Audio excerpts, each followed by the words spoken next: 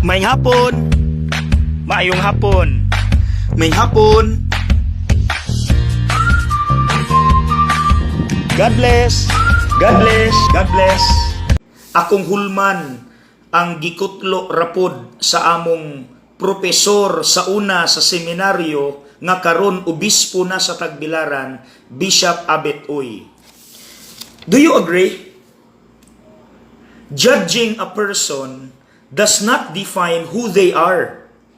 It defines who you are. Mga igsuon, mao di ay nga miingon siya diri sa ebanghelyo karong adlaw, akong basahon ha. Kamo naghukom sa tawhanong paagi, apan ako wala maghukom kang bisan kinsa. Well, it defines who Jesus is.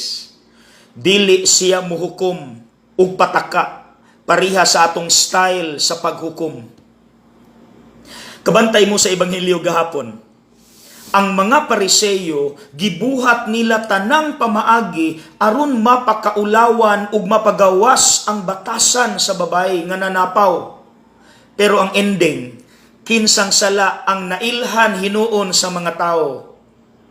Ang ilahang sala, mautong mihinay-hinay silag pauli, haskang ulawa. Tuod no, mga igsuon, kana bang maghukom ta og laing tao ba? Kinsa tuong batasan ang mas mailhan hinuon?